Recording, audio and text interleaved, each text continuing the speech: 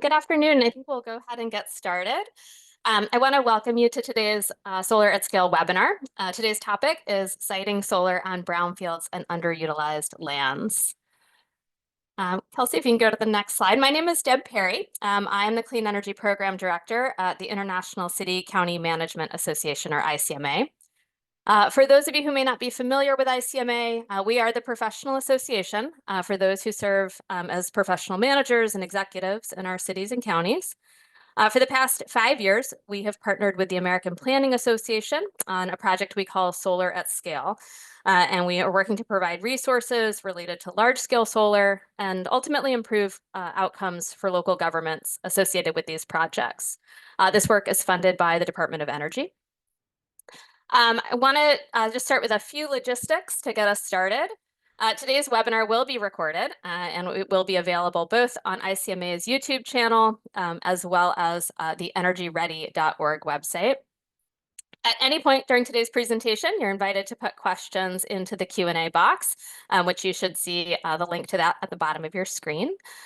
I'm joined today by a couple members of our team, including David Morley at the APA and a few members of the ICMA team who will be helping me manage the answers to the questions. So you may see a response come from a different member of the team. Just wanted to note that. But we will do our best to respond to as many questions as possible live and then other questions kind of in that Q&A feed. We also want to hear from you throughout the webinar. So we have a handful of polling questions kind of to get a sense of who's here with us today, what your concerns are, what your experience has been. So look for that. We'll start that in just a few minutes.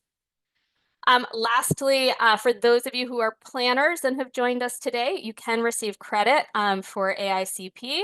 And that reference number is provided on the slide here to make that easy to find. So just log into APA and you can claim that credit.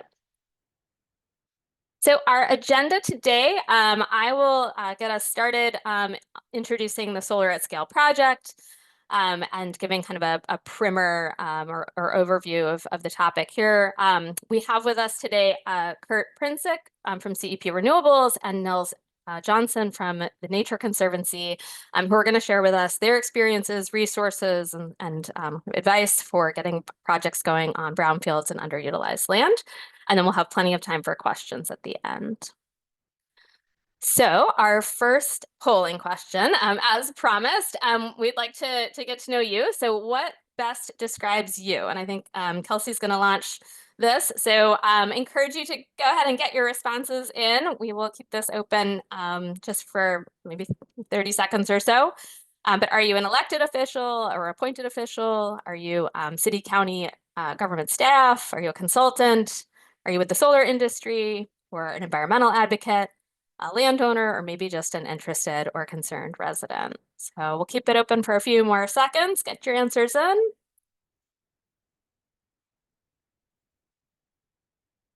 All right, and I think we've closed the poll. So it looks like we have a lot of city, county, and state staff. That's great. About half of you, and then a good kind of representation from all the other categories. So excellent. Thank you for sharing. It definitely helps us to tailor our comments. The next question, another poll. What is your community's experience with solar development on brownfields and underutilized land?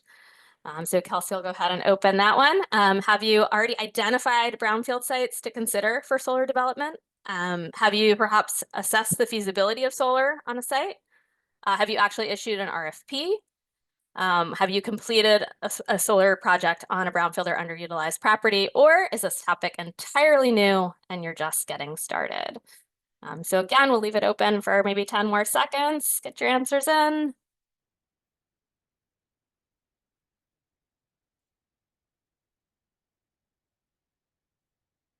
All right, excellent. We've closed the poll. 63% say this is a new topic and you're just getting started. So that is great. Really excited to have you with us today and hope we can share, again, some experiences and some advice for getting started on those projects. But also great to see we do have some folks who are experienced, who've been all the way through the project or have at least moved through kind of assessment or procurement. So excellent. Thank you again for sharing that. Okay, so for those of you who are just getting started, that's actually a great segue here. We wanted to make sure to tell you about the Solar at Scale guidebook. This is a great resource, particularly if you're new to the topic. And we really encourage you to check it out. It's available for free download at the American Planning Association website. If you go to the next slide, Kelsey, we also just wanted to point out, in addition to the guidebook itself, which is really a kind of soup to nuts, all things that you need to know about how large-scale solar projects work. But in addition, we also have a variety of other resources, including recorded webinars, case studies, and other resources posted on this site on the ICMA webpage. Also, just wanted to say we are going to be out and about the end of next week. We'll be at the National Planning Conference hosted by the American Planning Association out in Denver. So again, for those of you who are planners, if anyone's going to be at the conference, we would absolutely love the chance to meet you in person. We will be hosting a session for Solar at Scale on Saturday afternoon. And also we'll have a booth in the exhibit hall. So would, again, love to meet folks in person if there's an opportunity to do that. Next slide. I'm going to start to pivot us kind of into the subject at hand. So today, we're really going to focus on the opportunity to install solar on brownfields and underutilized lands. While we know solar on agricultural lands and greenfields can be really contentious with local stakeholders, we often see there is more consensus or support for locating solar on sites that were previously used, already impacted. The opportunity is huge and exists in just about every community in the country. Today's webinar will focus on the full range of what can be considered kind of a redevelopment opportunity. So in this chart here in yellow, showing the range of these potential sites, from Superfund sites that potentially are highly contaminated to sites that we're calling gray fields. So they may not actually have contamination, but they have a history. They may appear to be abandoned or neglected, and really can be a great opportunity. Our speakers will talk about the history of sites, how that affects things like development potential, some of the key steps in the development process and considerations as you pursue solar on those projects or on those sites. And this last bullet here at the bottom, they will certainly speak to the patience and perseverance that it takes to make these projects happen. So on the next slide, I do just want to give a brief preview of some of the considerations. And again, these will kind of come up again as our speakers go into more depth. But certainly, as we think about the opportunities to redevelop these sites, we need to think about issues related to contamination, whether remediation efforts are necessary. We need to kind of understand all of that and build that into our plans. We need to be thinking about the suitability for solar. That's maybe fairly obvious, but things like, is there sufficient solar exposure? Are there issues like shading or sloped land? The feasibility of interconnecting with the utility, is the infrastructure there to actually interconnect that site? The third on this list here, we need to think about ownership and who are the responsible parties. Understanding that is really important, particularly when we're dealing with sites that may have a complex history, may have complexity to that ownership or that responsibility. On the next slide, kind of continuing on this vein, and again, our speakers will go into more depth on all of these, but considerations include costs. These tend to be higher than for similar solar development on an uncontaminated site, so factoring that in. Also factoring in revenue opportunities, whether that's from land lease or taxes or other payments. And then the development timeline, which again, as I mentioned, tends to be longer and again, requires some patience and also the impact on the community, and factoring that in.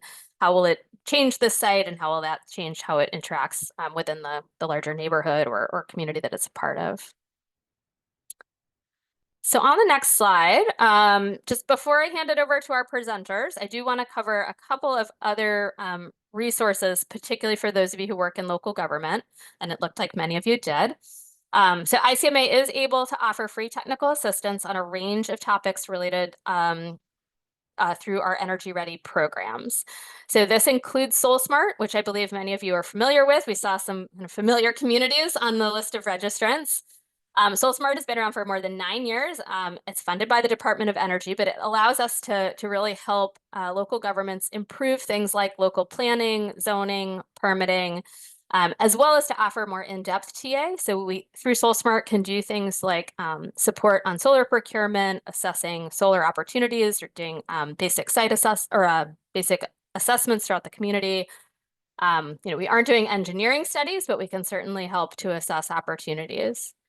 Just encourage folks to check out energyready.org to see more information about SoulSmart, as well as other programs in the Energy Ready family. And then if you are considering joining SoulSmart, we just really want to encourage you to think about joining by solstice. We are doing a campaign this spring, really kind of celebrating the great work that's happening around the country.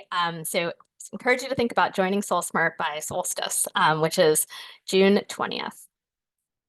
And then on the next, again, one last plug to meet us in person. ICMA also hosts the National Brownfields Training Conference, which this year will be in Chicago. And there will certainly be a lot of content about how to redevelop sites for energy, for solar. Registration is set to open in April. And again, would love to see as many folks as we can in person. It's a great opportunity to further explore this important topic. So with that, another poll. Would love to hear, how challenged is your community by brownfields or underutilized land? And these are not maybe perfect buckets, but if you can give us a sense, kind of going from very challenged, you have a lot of these properties, you really need to see improvement, from challenged to somewhat not challenged, or we really don't feel like we have these sites to deal with. So we'll give you a few more seconds to answer that question.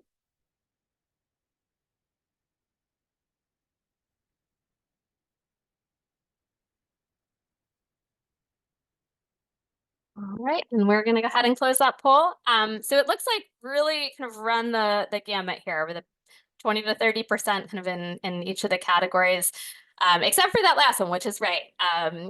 Most communities do in fact have brownfields to grapple with. Okay, so I think one more, is that right, Kelsey? One more question before we pivot. Yep. What are the size of the brownfields or underutilized lands in your community that are most likely to host a solar development? So if you can think in your mind of the kinds of parcels and properties that you have, we're trying to understand, are these a lot of small sites, things like 0 or 1 to 10 acres, maybe a mid-range, 100 acres, 500 acres, or are these really large sites, 500 acres plus, or you don't know, which is totally fine. But just trying to get a sense of the redevelopment sites that you all are thinking about in your communities. So we'll give that another few seconds. You all are great at answering quickly. I love it. All right, so it looks like maybe on the smaller side, so a lot of folks in that 1 to 10 acres and 10 to 100 acres. So excellent. We can kind of tailor our comments there. And then a number of you kind of not totally sure, which it makes sense until you kind of get into it and start assessing the opportunity. All right, so I am now going to turn things over, as promised, first to Kurt Prinsick. Kurt is a senior project development manager with CEP Renewables. He started with CEP in January of 2023 and focuses on bringing solar projects to brownfields, landfills, and other distressed properties throughout Ohio. Prior to his work at CEP, Kurt spent 31 years at the Ohio EPA Northeast District Office, where he was the district chief from 2011 to 2022. Before he became chief, Kurt served as an engineer, supervisor, and manager in the Division of Solid Waste and Hazardous Waste Management. And he holds both a bachelor's in environmental engineering technology and a master's in public administration. So I think you can see why we thought it would be great to ask Kurt to share his expertise. So I will turn it over to you, Kurt. Thank you. Thanks, Deb. Appreciate it. We have close to 300 people here, so I think that is just fantastic. The interest of repurposing landfills and brownfields. And next slide, please. So why do we want to do this on our landfills and brownfields? We have these properties. Oftentimes these sites are underutilized and they're sitting idle. we have the opportunity then to generate revenue for the owners. And the owners will, if you're a municipality, you're going to get 3 bites at that revenue apple. First off, you're going to get a lease rate per acre, and this is going to vary across the country. It could, I've seen lease rates anywhere on brownfields from $1,000 to $2,000 an acre, but again, that will be determined by your location. Post-closure cares. If you have a closed landfill in your community, the developer, if they're going to put solar on it, they should be taking over your post-closure care on that cap system. So you're going to save mowing that you would have otherwise, or save money that you otherwise would be spending on mowing and cap maintenance, site security, road maintenance. So, and this is one area that the regulators really like because it effectively extends your post-closure care period. Many of the landfills that we target closed in the late 80s and 90s. They may be out of their 30-year post-closure care, but if we put a solar site on them, we're effectively increasing that post-closure care 20, 25, 30 years. So that's a real bonus to the regulators. They like having the extra eyes and the attention to these sites longer term. The other bite at the apple for communities is the revenue from increased property taxes. And in this, the numbers I have here are very Ohio specific. We have what is called a pilot program, payment in lieu of taxes. And as a developer, you're responsible for paying $9,000 per megawatt per year. And this gets distributed in the local property tax.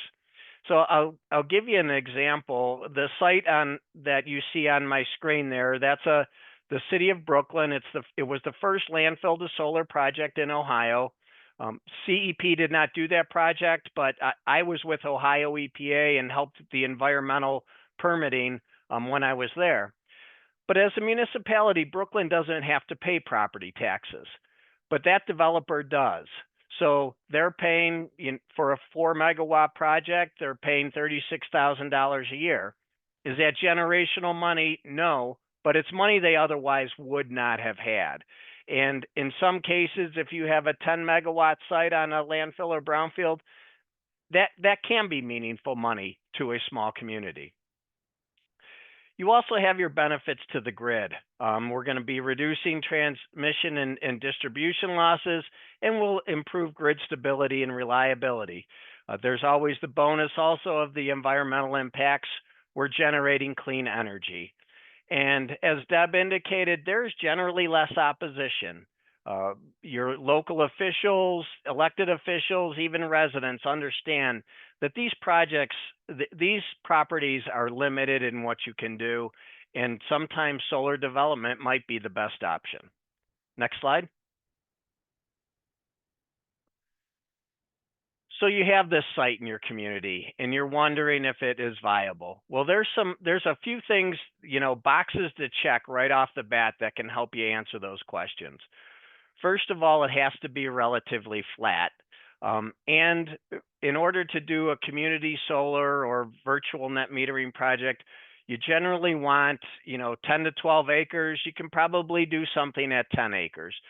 But that is the 10% grade is really important. You can see that landfill there in the picture. That is a former US EPA Superfund site and you can just tell from the picture that it's not your modern day landfill. It's pretty flat, shallow slopes, and that makes for a good site.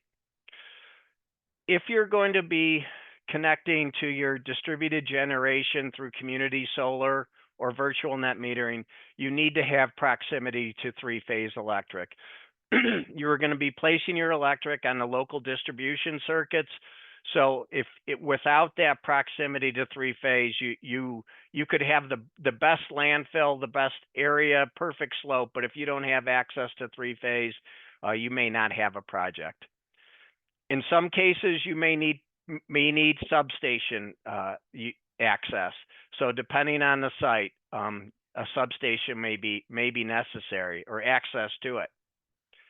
And then most importantly is you need a program by which you can put your electricity on the grid. Some states or most states have net metering. That's how you would be connecting, say, a house or a small commercial or industrial project. There's virtual net metering, community solar, or there's the large scale ISO projects, which ISO and RTO, independent service operator or regional transmission organizations. Where I'm at in Ohio, ours is called PJM.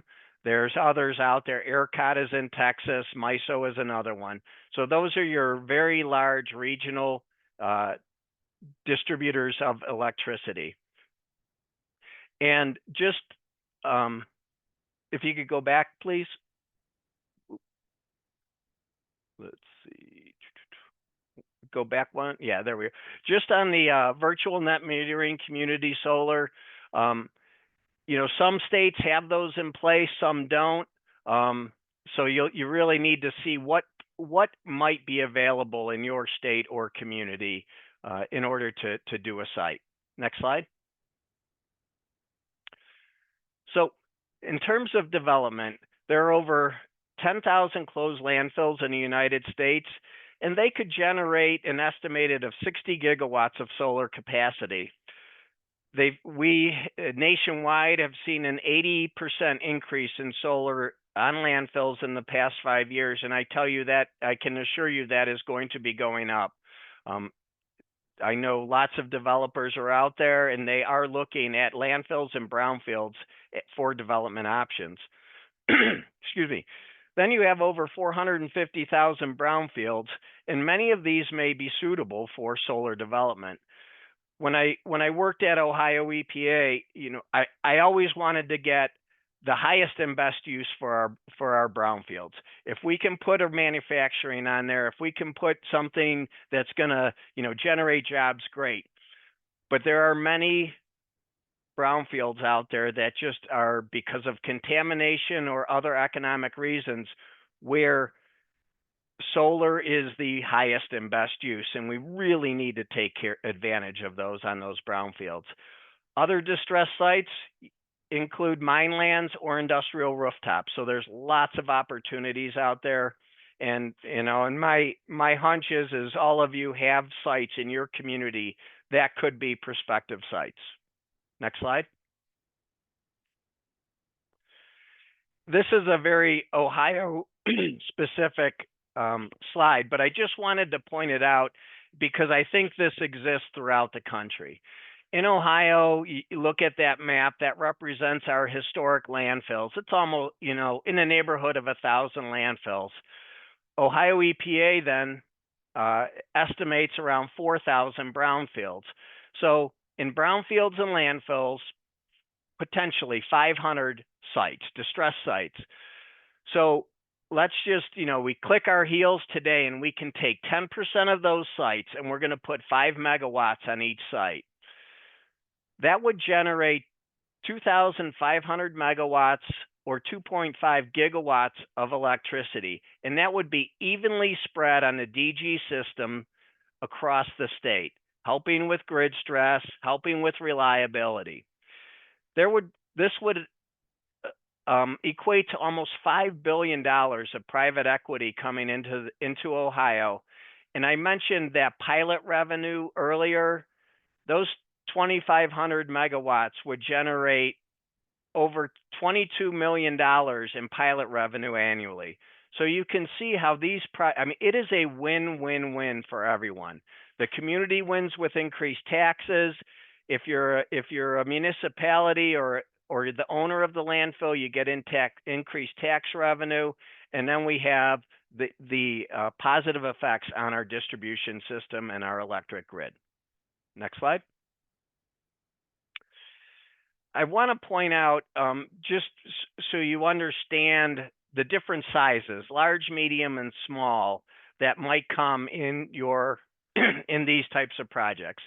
The small size projects, representing residential or commercial solar, those are generally less than a megawatt, and you've seen it on residential houses and in small commercial. Then there's the next size up is community scale, or this could also be represented by your virtual net metering projects. And these are generally anywhere from 5 to 20 megawatts, or maybe 1 to 20 megawatts. And this may depend on your state. Or some states have a maximum at 5 megawatts for your community solar. Ohio has proposed legislation right now that sets the maximum at 10 megawatts if you're on a greenfield site. But if you're on a distressed site like a landfill or brownfield, you could go up to 20 megawatts. So that could change statewide. Anything over 20 megawatts puts you on into the utility scale solar size. And for that, you have to enter that process, which is known as the ISO or RTO. For me, where I'm at, I would have to enter the PJM queue. And when you're looking at timing on projects, if you're going to do a utility scale project, right now the queue for PJM is around 5 years. So those projects, I could have the greatest site in the world start today, and I'm going to be in a holding pattern for a while to get through the PJM queue.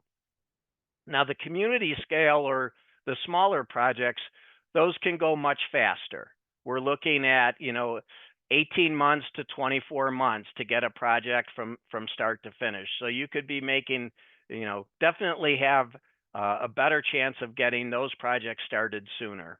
And then if you're on a residential commercial, those can happen even faster. So next slide. So what do I have to do? All right, I've got this site. I want to, I think it can be a good site. What should I do? My recommendation is to reach out to some developers. Many developers, they can do a desktop review of your site and really give you a pretty good answer quickly with minimal work, and most of them are going to do it for free. They will tell you that, and what they're going to do is they're going to look at those key things. They're going to look for where are the substations, where is the three-phase electric, and how steep is the site. And does it may have some other things that might make it a challenging site depending on wetlands or other environmental issues. But most developers can do a fairly quick desktop review and let you know. The other option is you could pay for a feasibility study or go out for a request for information, see who's interested in your site right now. And if there is a lot of interest, then you do your request for proposal or request for qualifications. And if all goes well, you award the contract. And I can tell you right now, CEP, we are in all 4 of those bullets right now. We have sites that we're just reaching out, getting contacted, and we have some that we're anticipating award. So we're going through all of that right now. And that's, so next slide. And I think we're on to our next, yes. So thank you very much, everyone. Appreciate it. We're now at 303 here, so that is awesome. And I will turn it back over to Deb. Excellent. Thank you, Kurt. So again, just a reminder, at any time you can put questions in the chat and we'll kind of revisit some of those toward the end of the webinar. I think now we have another polling question for you. So what is your community's interest level in seeing solar installations on the brownfields in your area? So maybe inspired by what you just heard, is your interest very high, medium, low, none? Not sure. We'll give you maybe another 10 seconds or so, get your answers in.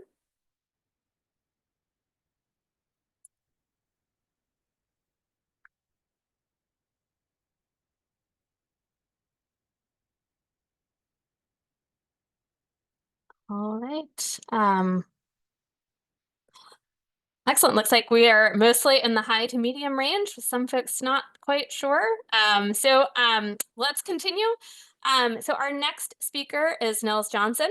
Nels Johnson is a senior advisor and co-leads the Nature Conservancy's renewable energy deployment strategy. He works with the Conservancy's teams across North America to integrate smart siting into energy development. The goals of the strategy are to achieve economy-wide net zero emissions by 2050 while minimizing impacts to nature and local communities. Nels has a BA from Reed College and an MS in forest ecology from Yale University and lives in Bozeman, Montana. So Nils, I will turn it over to you.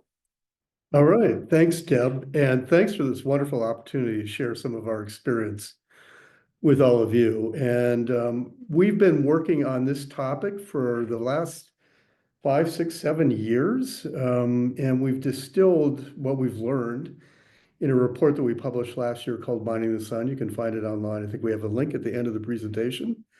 And right now we're moving into a new phase of work, which is how do we find ways to have communities engage more directly in advocating for these kinds of projects, partnering in the development of these projects, even owning or co-owning these kinds of projects, because we think communities and local governments have some of the best motivation to see this kind of use of minelands, brownfields, former landfills. And we think it's a tremendous strategy for accommodating renewable energy in ways that generate benefits across the board. It's really, truly one of those win-win situations. And I just want to acknowledge that the EPA Repowering Initiative, if you're not familiar with it, is really a tremendous resource for finding information about these opportunities. They keep an inventory of projects that have been done across the United States. And I want to acknowledge also that the DOE has done a lot of great work, especially in the last couple of years on this. We all know that the federal funding picture is very confusing and cloudy right now, but I just want to acknowledge how important some of that work has been. I also want to congratulate ICMA and the American Planning Association for the solar at scale work they've been doing, the guidebook. It really is a tremendous resource for anyone interested in these kinds of projects. Okay, so let's move on. So you heard this from Kurt, and you'll hear it from me too. It really is a win-win situation for accommodating new clean energy technologies. And this is something that we call the 3 C's.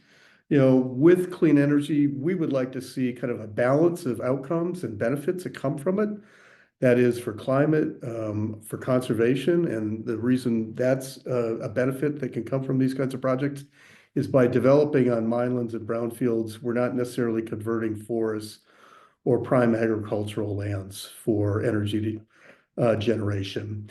And then, of course, there are opportunities for communities to benefit from these kinds of projects because we're turning what could have been a liability into an asset that can support revenue growth, can support jobs, and can support the restoration and remediation of these sites. Next. So there's a lot going for these sites. I mean, as Kurt was saying, and hear me echoing some of what he said, we have large graded land areas in many of these sites, not all of them, but many of them do have that.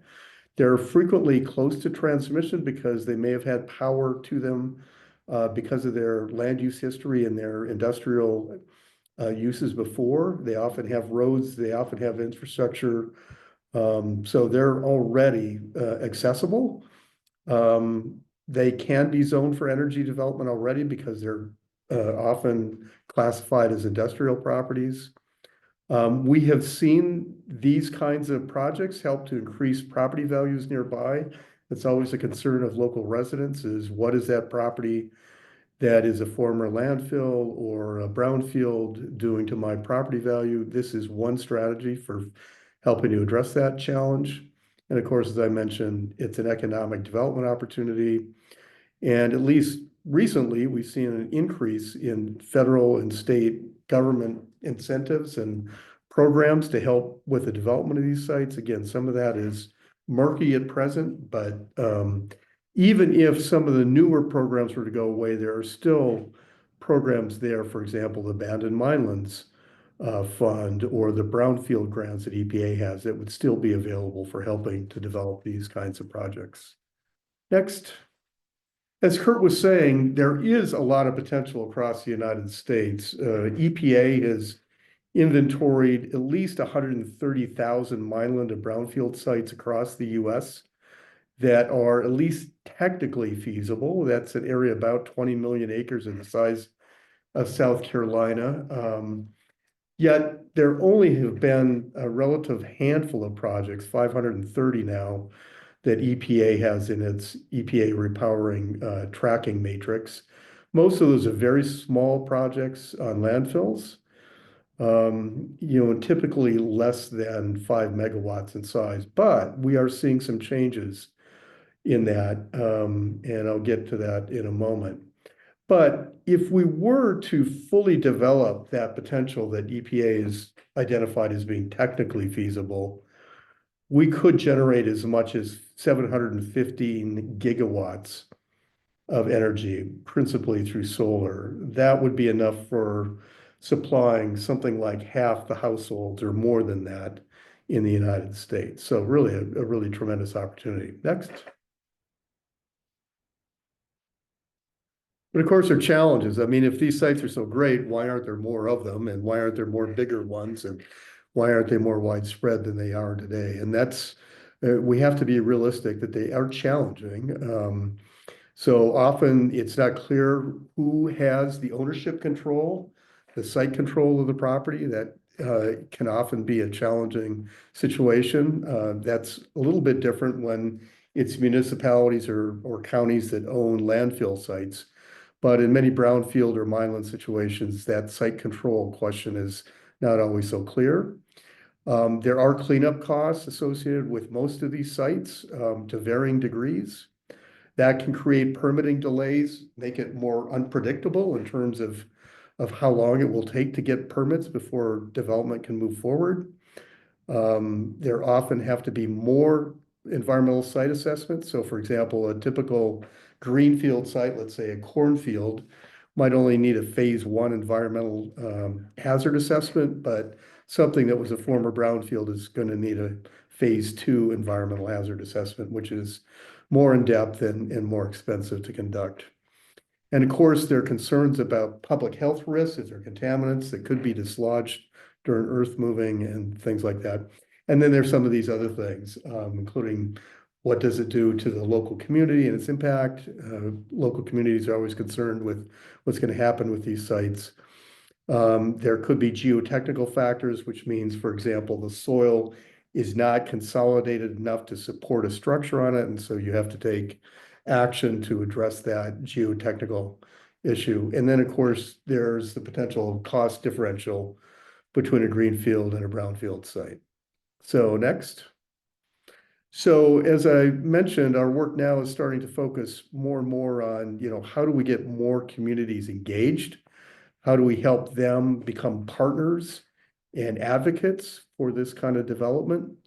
And that is something that's not really typically the case of energy development in the past in many of these communities. And we think there's a great opportunity to change that and change the narrative that has often now been associated with new clean energy projects, where we see communities that have passed moratoriums and have resisted the deployment of wind or solar in their communities. We think these sites actually provide a really great opportunity for communities to embrace new solar and other clean energy projects. Next. So I'm just going to say a little bit about cost, because I know everyone thinks about that, and we do know that it is a challenge, and that developers would rather go to greenfield sites typically because the costs are more predictable and they're generally lower than at these sites. So we looked at about a small handful of projects where we could actually get cost data. It's really hard to get that cost data, but we were able to get some working with ICF consultants. And we were able to kind of characterize the average difference as being somewhat around 10 to 15%, although it's highly variable. That's just the average, but in some cases it would be way more than that. In some cases it'd be less than that. But we were able to categorize cost differences here by the kind of step in the development process. So typically, some costs are predictably more expensive, some are predictably about the same, And one cost, that is land acquisition or land leasing costs, are actually lower. So there is at least some advantage there.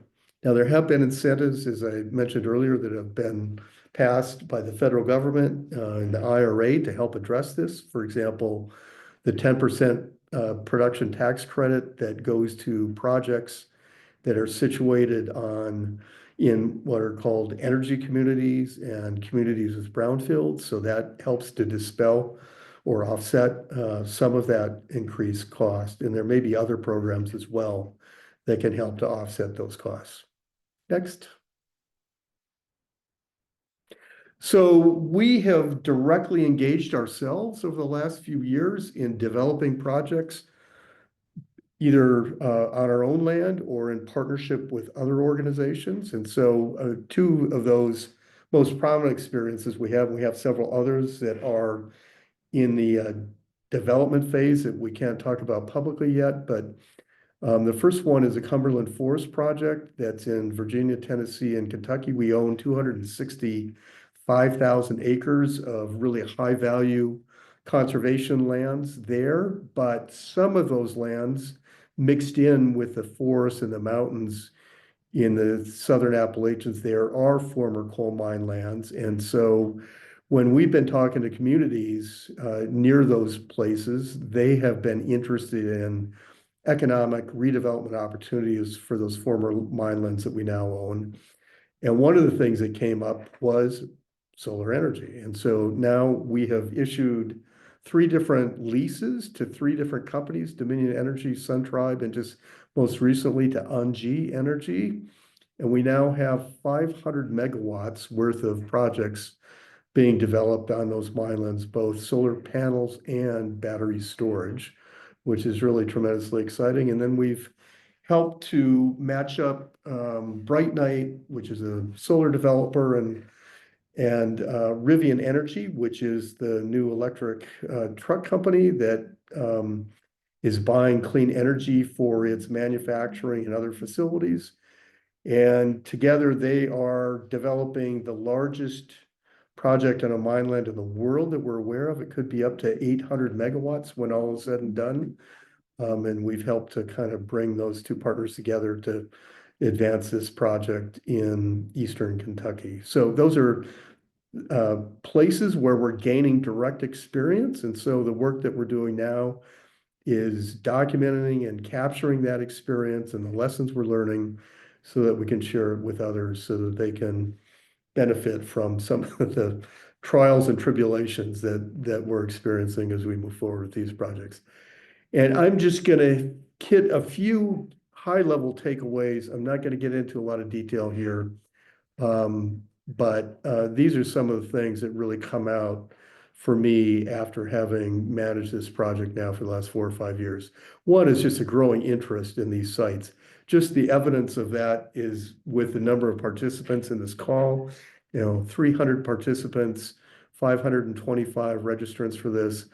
I would venture a couple of years ago, we would have seen 10% of that. Other evidence of that is we've seen the number of these projects go from, basically double in the last 5 years. And we've seen them grow in size. So as I mentioned earlier, they're typically around 5 megawatts or smaller. And none of them in the inventory 5 years ago were more than 5 megawatts. Now we have over 10 projects, actually more like 12 that we know of, that are at least 100 megawatts in size, and many more that are in various size classes in between 5 megawatts and 100 megawatts. So there is a real major expansion in the pipeline for these projects. Another thing that we've learned is that this really can leverage private funding and investment into sites that typically only had public investment in terms of reclaiming brownfields.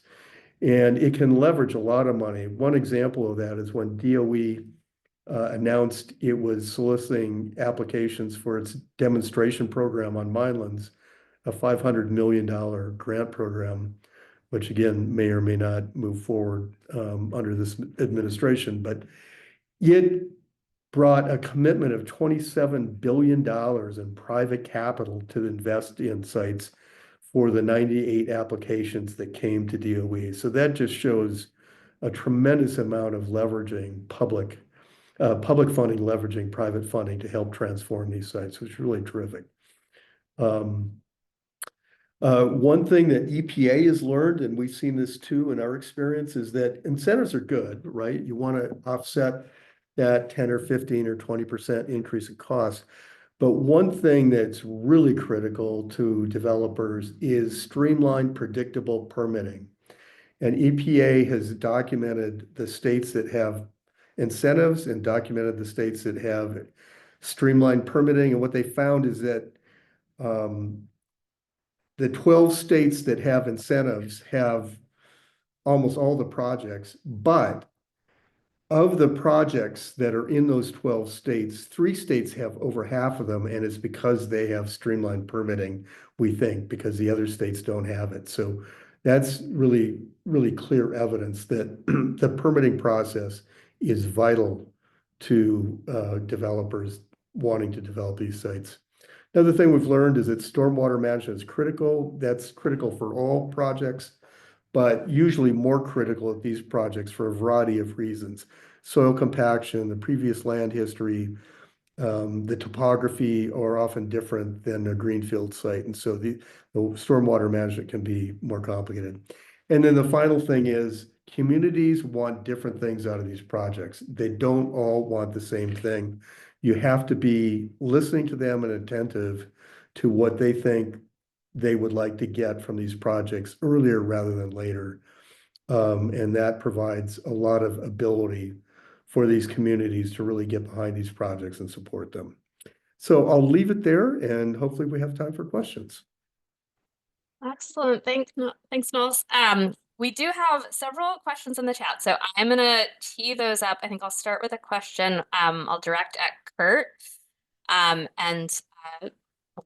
if you can answer this one on the fly. If not, we can always follow up. So a question in the chat: what do tax equity investors typically look for from a documentation and liability avoidance standpoint on a brownfield site to get comfortable with providing the investment? This is if there's a flag on the ESA such as UST or contaminated solid. Kurt, do you happen to know an answer for that?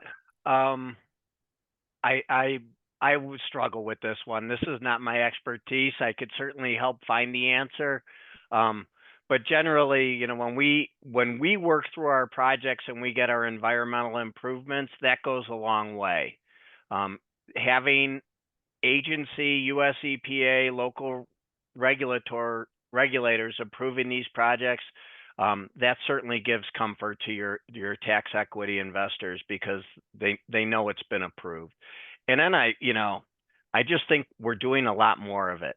As we do more and more across the country and on more and more sites, I think investors are going to get more and more comfortable. So sorry, I don't have a great answer. No problem.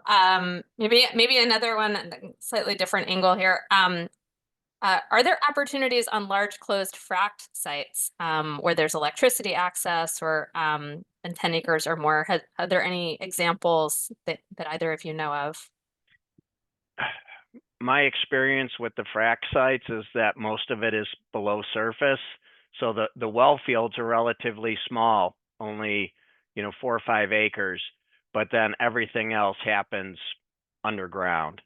So I know in Ohio, you may have 600,000 acres that are being used for fracking, but much of that still remains forested. So I don't think that's where you'd want to target. Yeah, I'll answer the question in a slightly different way. We are interested in opportunities where there are relatively large densities, large areas that were in oil and gas production that either are no longer productive or are in declining production. We think there are some really good opportunities for solar and wind development at those sites. They may not be frac sites because frac sites are often widely separated because of the of the kind of drilling that can take place that allows one well pad to access several square miles. And what's in between those fracking pads could be really high value farmland or even forest or other natural areas. So yes, I would agree with Kurt about that kind of opportunity. But places where there's relatively dense oil and gas infrastructure that's no longer productive and no longer so active, we think can provide good opportunities. A question about community concerns here. Have communities or stakeholders expressed concern about potential heat island effects caused by large-scale solar projects? Have either one of you heard that concern from stakeholders? I have not. You know, to be honest, I haven't. We've heard lots of other concerns, but that typically hasn't been one of them. Often it's the aesthetics, right? I mean, it's something that's visible that you know, that people live next to, or it's a concern about the land use change that takes place, that, you know, a farm is no longer there, or a forest area that people enjoyed is no longer there. So that's more typical of the kind of community concerns we have. The other concern we hear about these sites specifically is, well, we may not want only solar to be there. Maybe we want some open space there, or maybe we want some increased housing opportunities there. And so that's why we think it's so important to listen to community perspectives early on in the development process to figure out how renewable energy might fit in with the other alternative uses. And often communities want a mixed use of these sites. So yes, they'd like some solar, but they'd also like some green space. Maybe they want some community gardens. Maybe they want some housing opportunities to be part of the development plan. And the other thing is that we find is that communities want to see these projects be part of a broader economic development strategy. In other words, not just look at them in isolation, but how is this project part of a larger economic redevelopment strategy for the community? Kurt, I think I'll send this one your way. It says, I often hear, does solar infrastructure impact a cap? What if an extreme weather event damages the solar infrastructure to the point it also damages the engineering controls, cap, etc.? Can you provide possible responses, realizing each project would have different conditions to address? Sure. On all of our projects, we use a ballasted system, so we're not the EPA, you know, your state agencies aren't going to allow any penetrations into that cap system. So everything is set on ballasts. So from there, you know what could happen, and depending, you could have a hail event, in which case your panels are damaged. That isn't going to impact your engineering controls. If there was a really large wind event, I suppose that could, that could cause some impacts, especially if say you have an active gas extraction system on your landfill, and those panels or the ballast systems were to take out a well.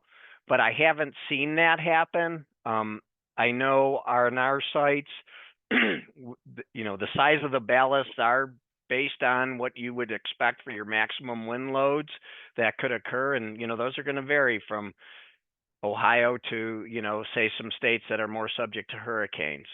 So I just think the way at least we design our systems, it is with the absolute purpose to maintain our engineering controls and to make the operations and maintenance, not to handcuff anyone and make it as easy as possible.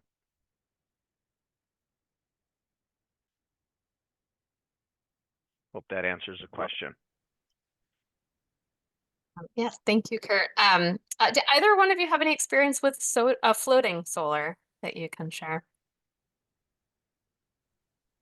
I do not. I know our company, we have a couple of projects in development, but have never completed a project that I'm aware of.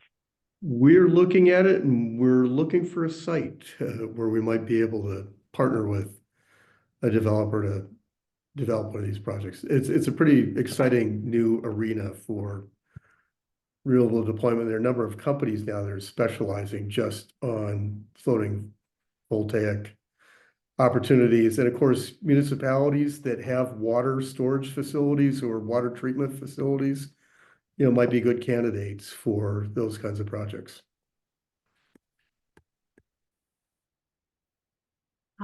Excellent. Well, I want to thank you both. We really appreciate you joining today and sharing your experiences. I know several folks asked if the recording will be made available as well as the slides. The answer is absolutely yes. So it may take us a day or so, but as I mentioned earlier, the slides or the presentation will be available both on the ICMA YouTube channel as well as energyready.org. And so we'll get those posted and you'll get an email from us following the webinar. Kelsey, if you could go to the next slide, I'll wrap us up. There are a couple lingering questions. We can certainly follow up with folks who have questions in the chat that we weren't able to get to, and absolutely encourage you to reach out to us as well. Want to thank everyone for joining. Do want to again acknowledge this work is funded by the Department of Energy. And so the views we expressed today are our own. We are not representing DOE in any way. On the next slide, Kelsey, when you sign off today, as you're exiting, you will get a prompt to fill out a survey. We would really appreciate if you're able to just take a minute or two and share some thoughts with us. This is really helpful for ICMA as an APA as we are thinking about kind of our next programs and offerings on solar and more broadly on energy. So please, if you have a minute or two to give, we really appreciate filling out that survey. And then we do have a list of other additional resources. And again, these slides will be shared.